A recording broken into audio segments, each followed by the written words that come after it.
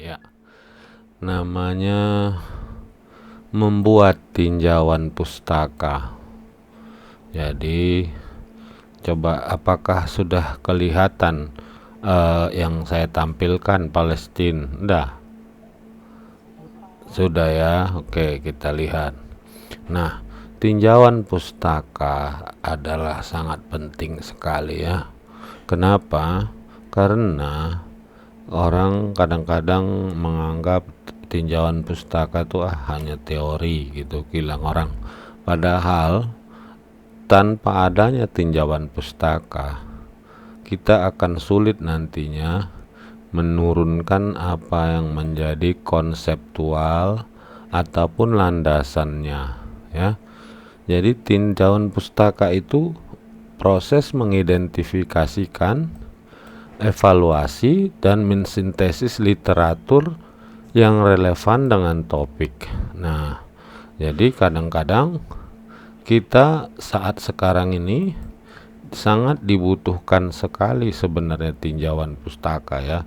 Kalau kok kenapa lari ke sini ya? Oke. Kalau dulu orang agak malas tinggal copy paste kata orang dulu. Padahal kalau sekarang ini tidak bisa lagi tinggal copy paste. Kenapa? Karena orang saat ini lebih cenderung diminta untuk mendasari tinjauan pustakanya itu bukan lagi ada pun dari buku ada, tetapi lebih cenderung kepada jurnal. Karena jurnal ini lebih cepat perkembangannya daripada buku. Makanya nanti kita lihat ya. Jadi tinjauan pustaka ini di sini kita sejauh mana suatu masalah dikaji, telah dikaji, atau bagaimana penelitian dilakukan dapat berkontribusi dalam diskursus ilmiah. Nah, bahwa tinjauan bukan hanya sekedar rangkuman, tetapi juga menunjukkan hubungan antar konsep, mengidentifikasi kesenjangan, serta membangun argumen. Nah, itulah pentingnya. Jadi kalau dulu orang sering hanya rangkuman-rangkuman pendapat para ahli udah, padahal tidak. Dari situ kita harus bisa menemukan apa yang disebut kesenjangan. Ibaratnya si Anu meneliti ini, si Anu meneliti ini. Nah, makanya kesenjangan ini biasa didapat dari penelitian-penelitian yang pernah dilakukan, yaitu baik berupa jurnal ataupun yang lain-lainnya. Dalam praktiknya, tinjauan pustaka seringkali dilakukan dengan menganalisis jurnal akademik, buku referensi, laporan penelitian, atau sumber lain yang relevan. Nah, penggunaan perangkat lunak manajemen referensi seperti Mendeley sangat membantu dalam proses ini karena memungkinkan peneliti untuk mengorganisasi sumber, mengutip referensi secara otomatis, dan menghindari plagiarisme. Nah, apa itu Mendeley? Nah, kita buka dulu ya. Kita lihat, saya tunjukkan sama kalian, kita ambil. Nah, ini YouTube, kita buka. Nah, kita lihat apa itu Mendeley. Tentunya kalian mungkin udah ada yang pernah dengar atau pernah melihat ya. Kita ketik Mendeley. Nah, ini dia. Mendeley ini adalah sebuah alat untuk memudahkan kita, khususnya mencari referensi. Nah, dia nanti referensi yang kita kutip itu langsung masuk ke dalam daftar pustaka kita. Nanti ya, jadi tidak lagi seperti kayak dulu kita kita baca baru kita buat dia jadi daftar pustaka. Kalau sekarang tidak ada software namanya Mendeley, bahkan ada lagi yang lain ya, bukan hanya ini saja, tapi yang lazim dipakai yang ini. Nah, pentingnya tujuan tinjauan pustaka. tinjauan pustaka ini biasanya ya untuk mendukung karena sebagai pondasi, mendukung kerangka teori dan metode penelitian yang digunakan. Jadi tanpa tinjauan pustaka kita tidak bisa membuat kerangkanya ya. Kerangka itu kerangka konseptual ya. Satu, ada alasan utama. Satu, memahami konsep konteks penelitian. Dua, kesenjangan penelitian. Tiga, menyusun kerangka teori dan konseptual. Empat, menghindari duplikasi penelitian. Lima, mendukung pemilihan metode penelitian. Nah, kita lihat ya. Selanjutnya, ada tujuan manfaatnya. Tadi sebetulnya udah kita lihatnya nih. Manfaatnya tentu kita bisa perkembangan teori. Nah, makanya bagi sebagian perguruan tinggi, tinjauan pustaka itu dibatasi. Nah, maksudnya dibatasi tahun terbit buku yang boleh dikutip. Ya, yang boleh dikutip biasanya ada yang strict dia 5 tahun terakhir. Jadi kalau sekarang tahun 2025 berarti minimal buku itu tahun 2020. Nah, tetapi tergantung apanya lah, pendidikan perguruan tingginya. Ada yang 10 tahun. Nah, jadi dia supaya apa? Supaya update. Jangan kita meneliti tahun 2025, tapi teori yang kita kutip tahun 90-an. Ya nggak cocok lah. Nah, makanya dibatasi biasanya ya. Tapi kadang orang diterbitkannya lagi buku tahun 90 dicetak ulang lagi jadi tahun 2023, padahal itu juga isinya. Ya nggak apa-apa lah. Kedua, dia menyusun literatur. Literatur ataupun pustaka. Ketiga, dia mengevaluasi kualitas penelitian yang terdahulu. Nah, supaya kita tahu, barangkali ada saya simpan dulu penelitian anak-anak bimbingan saya. Kita cari dulu ya, apa mana sih ada contohnya.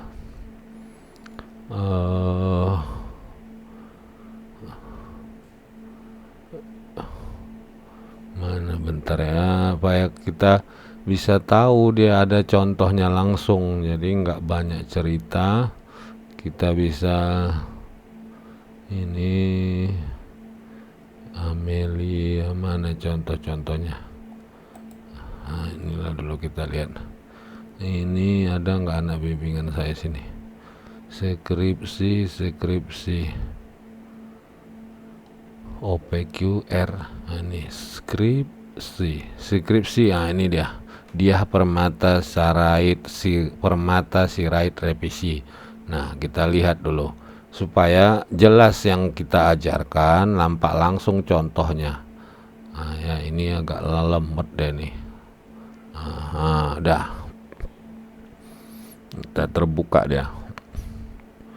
Nah, ini ya kita lihat judulnya adalah pengaruh aksesibilitas, tarif dan fasilitas terhadap keputusan wisatawan berkunjung ke pantai romantis Serdang Bedagai. Nah, sekarang kita buka yang tinjauan pustaka bab 2, dia itu selalu.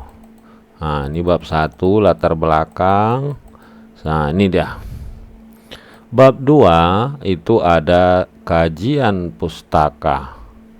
Ya. Kenapa seperti ini?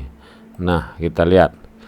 Nah, kajian pustaka di sini mengutip penelitian terdahulu. Nah, ya, peneliti terdahulu, ya, yang sama dengan penelitian kita. Tentunya yang kita pilih penelitian itu adalah yang variabelnya sama, dengan yang punya kita. Ini ada daya tarik, wisata, fasilitas, aksesibilitas terhadap keputusan berkunjung. Nah, di sini kita ada yang salah juga ini ya. Harusnya dia tak bikin di sini dalam kurung ada tahunnya, tahun penelitian ini tahun berapa si Mike Kusuma Dewi ini. Nah, dia dibikinnya variabelnya hasilnya, inilah hasilnya. Nah, selanjutnya ada si Bahrul Setiadi. Nah, dia mengutip, ini agak lari-lari tabelnya nih ya. Oke, terus ada Imam Ardiansah. Nah, inilah hasilnya. Terus ada Sevi Mita. Nah, setelah dia tampilkan, ini dia dibahasnya lah. Apa perbedaan dan persamaan antara peneliti terdahulu dengan penelitian yang sekarang. Nah, itulah gunanya. Jadi dia bahas, dijelaskannya apalah di situ. Nah, jadi 2.1 namanya, kalau kita lihat dia namanya kajian pustaka atau kadang dibilang orang penelitian terdahulu. Nah, baru yang kedua adanya landasan teori. Nah, dia per topiknya apa? Karena dia tadi mengenai pariwisata, tentunya diambilnya lah apa itu pariwisata, kutipan-kutipan ya. Ini dia 2017 tahunnya ya, baru apa itu wisatawan. Nah, itulah contoh tadi. Sekarang karakter tinjauan pustaka. Tinjauan pustaka itu harus satu, sistematis. Ya, dianalisis secara metodologis dan melihat relevansinya dengan penelitian kita. Kritis, tinjauan pustaka tidak sekedar merangkum, tetapi menganalisis secara mendalam. Nah, itulah tadi kelebihan kekurangannya, itu kan sama dengan perbedaan ataupun persamaannya. Ada sintesis, dia bisa menghubungkan berbagai konsep dan teori untuk membangun dasar yang kuat. Terus ada terarah ya. Jadi kadang ada orang buat tinjauan pustaka itu nggak ada hubungannya. Nah, itu aneh juga. Dia membahas tadi mengenai keputusan berkunjung atau minat berkunjung yang dibahas yang lain. Nah, sekarang kita lihat apa perbedaan tinjauan pustaka dengan kajian teori. Meskipun sering secara bergantian digunakan, tinjauan pustaka dan kajian teori memiliki perbedaan mendasar.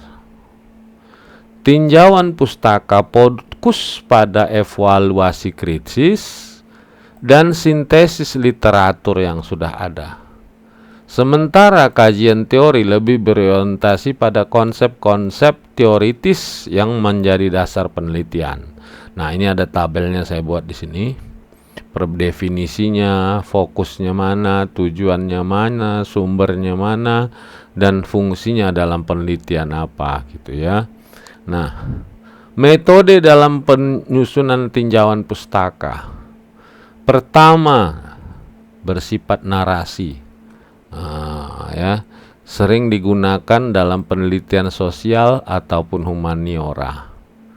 Jadi dia menggambarkan secara umum, baru diikuti dengan prosedur ya, pencarian. Nah, cocok digunakan ketika ini menyajikan sejarah perkembangan bidang studi.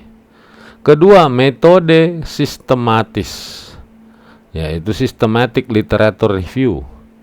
Nah, ya, prosedur yang ketat dan eksplisit, ini tentu tahulah ya. Nah, ketiga, meta-analisis, untuk menganalisis data kuantitatif mendapat kesimpulan yang lebih kuat. Yang keempat, scope. Metode ini bertujuan untuk mengidentifikasi cakupan penelitian. Cakupan, scope itu kan kalau bahasa Inggris, kalau dia scope, dia kan kalau nggak salah cakupan, ini bahasa Indonesianya ya, cakupannya apa yang mau dibahas. Nah, sumber-sumbernya ini ada jurnal, baru buku, baru proceeding. Proceeding ini artinya ada konferensi, hasil-hasil pendapat, tulisan-tulisan digabung dia menjadi seperti buku, itulah proceeding. Ada laporan penelitian, ada sumber online basis data digital. Nah, terus identifikasi, selektisi, cara kita memilih literatur mana yang mau kita pakai. Nah, kita lihat, langkah pertama mencari literatur adalah menentukan kata kunci. Nah, ini kayak mana? Coba kita lihat.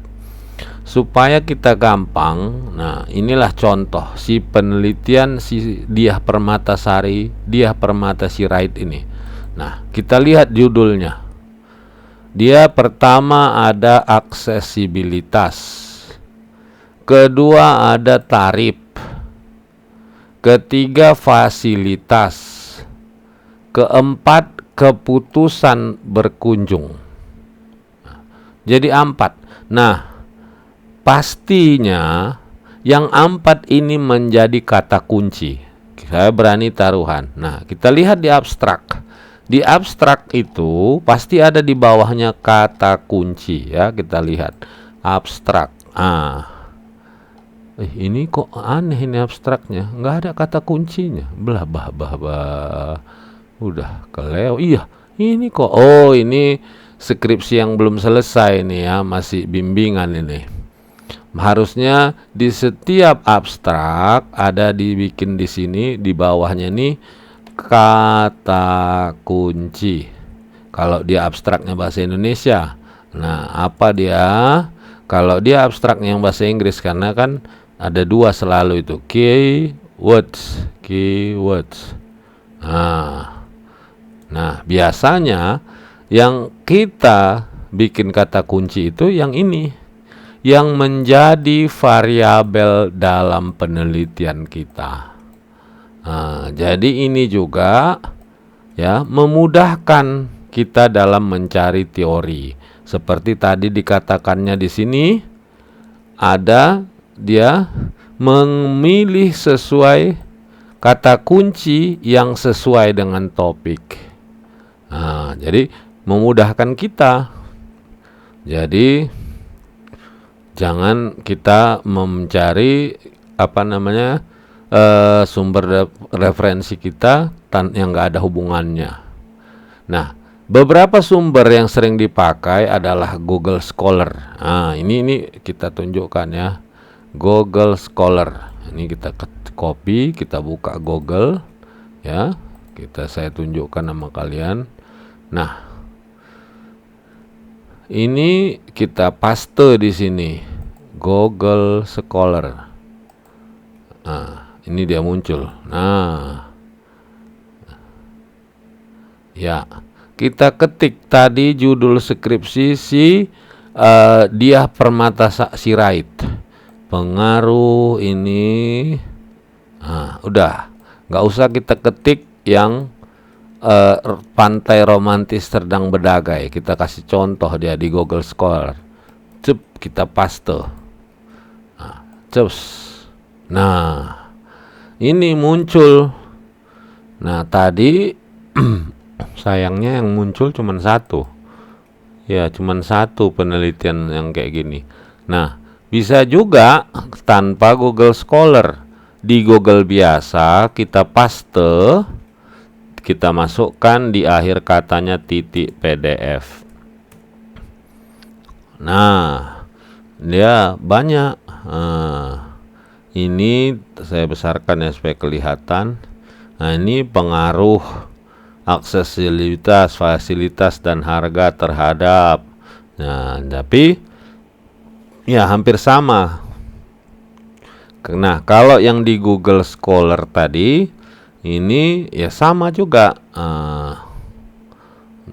Ya, tapi sedikit dia di sini. Ini lebih banyak. Kalau di Google kita ketik judulnya apa ditambah .pdf, biasanya banyak muncul, tetapi belum tentu semua sama variabelnya. Hal ini tentunya memudahkan kita nantinya. Nah, kalau Science Direct ini untuk mencari jurnal, tapi ini berbayar, nggak usah lah. mahal kali bayarannya. Ini juga berbayar, ini juga ya. Cukup kalau kalian mau mencari jurnalnya, jurnal luar negeri, nah gampang, kita apakan dulu, apa namanya, kita ambil Google Translate. Nah, kita masukkan aja tadi apa judulnya itu. Ini dia. Baru kita ambil yang bahasa Inggrisnya nih, kita copy, coba kita cari di Google Scholar. Kita pastekan. Nah, banyak ternyata bahasa Inggrisnya ternyata banyak sekali. Ya, kita lihat di sini ada tourist decision, ada travel risk, apa-apa ini ya. Nah, bagaimana kalau kita pastekan di Google? Kita paste, kita ketik di bawahnya, di terakhirnya titik PDF. Ya banyak juga. Ya, jadi seperti itu. Ya, tidak pasti harus kita cari yang berbayar ya, seperti yang lain-lain ini tadi, Springer, Science, ini semua berbayar biasanya. Nah, kita memakai tinjauan pustaka tentunya yang sesuai dengan topik kita. Ya, topik penelitian. Terus satu lagi, kita harus memilih sumber pustaka kita yang kredibel. Kalau bisa yang ada Scopus, tapi kan payah itu ya. Yang kredibel maksudnya, nah ini kita ambil contoh. Ya, ini contohnya yang ini yang di bahasa Inggris. Ini kalau kita lihat, ini dari Indonesianya nih, Institut Setiami. Ini e-jurnal Joinin Probis, ini juga Indonesia. Coba kita cari ya. Nah, ini juga Universitas Pendidikan, ini e-jurnal. Ini Poltekpar, ini Politeknik Pariwisata dari Bali. Nah, supaya kita coba cari yang bahasa Inggris, kita cari dengan mengklik Google Scholar. Nah, kita besari dulu. Ini, nah, kita coba lihat di sini, ini satu aja nih, kita klik dulu contohnya. Nah, dia ini Copaka, nama orang yang mau nulisnya Copaka Aungsawatanake Kunsiri. Nah, kita coba di sini ya. Kita klik dia ke bawah. Nah, ini dia rupanya dari Burapa University, nggak tahu saya tadi mana ini Burapa University. Dan ini untuk penelitian tesis untuk tingkat master. Ya, jadi dengan begini kita bisa menganalisis tinjauan pustaka kita itu memang kredibel, layak kita sumbernya. Terus satu lagi tahun, nah itu juga ya. Terus metodologi. Nah, ini penggunaan Mendeley. Ini ada nanti kalian tugas kalian ini ya. Mendeley membuat daftar pustaka untuk judul skripsi ecek-ecek. Terserah kalian menggunakannya supaya kita praktek langsung. Ya, jangan banyak kali teori. Nah, ada yang mau masuk kayaknya. Siapa ini mau masuk? Ya. Admit. Ya. Nah, kita lihat di sini ya. Nah, ini nggak usah, ini banyak kali American Psychology. Nah, kita coba prakteknya dulu. Pertama ya, untuk mendapatkan Mendeley, jadi nanti sangat mudah. Jadi kita menggunakan Mendeley ini untuk membantu kita membuat tinjauan pustaka. Nah, supaya kita paham, tentunya kita harus belajar. Belajarnya pun nggak usah apa kali payah-payah. Kita klik aja di YouTube. Kita bikin di situ tutorial Mendeley. Nah, atau ada bikin Mendeley bas daftar pustaka. Nah, kita lihat. Nah, Kita lihat kalau kita mau yang terbaru ada, ya. Mau yang terbaru ada dia 2 tahun yang lalu, ini 1 tahun yang lalu. Nah, jadi ini cara membuat daftar pustaka otomatis. Nah, menggunakan aplikasi Mendeley atau Mendeley Reference Manager. Nah, ya. Nah, jadi yang sekarang ini tugas kalian ya, selain daripada nanti ada saya share di sini di buku yang saya terang-terangkan ini, selalu ada latihannya tuh di bab terakhir yang saya buat. Pilihan berganda apa semua. Nah, ini dia. Ini kalian tertulis tangan. Kalian jawab. Nah, yang paling penting udah saya stop sharing ya. Oke, nggak apa-apa. Mana dia nih? Ini dia.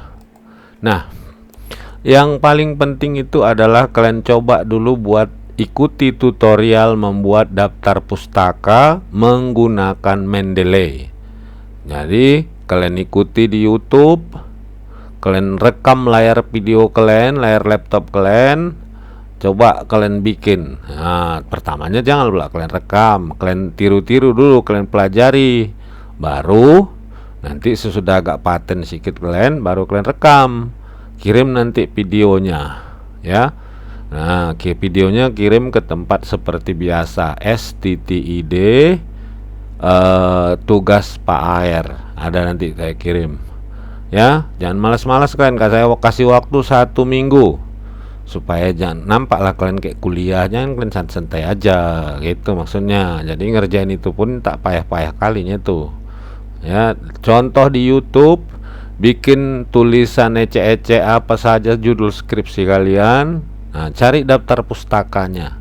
Jadi supaya terbiasa kalian tidak nanti canggung waktu saat menulis. Kayaknya kalian ini udah membuat skripsi ya, Julio? Udah?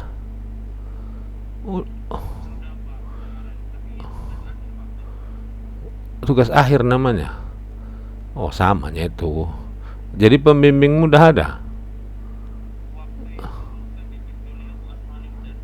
Oh, enggak, yang untuk sekarang ini udah ada? Yang belum ada ya? Oh, iya iya iya iya. Jadi ya seperti itu ya. Nanti kalian coba praktekkan, ikuti teori ini si Dwita Cahyani ini kok nggak bisa bergerak gambarnya. Oh, ya udahlah, nggak apa-apa itu. Ya. Jadi coba kalian ikuti di YouTube, tapi yang pertama kalian kerjakan dulu latihan di situ, yang di bagian belakang itu kalian tulis, kalian jawab, supaya dapat ilmunya. Baru tugas prakteknya mengikuti, buat judulnya dulu, atau nggak usah dulu buat judulnya, tonton dulu, praktekkan, baru kalian buat judul ecek-ecek. Nah, kalian praktek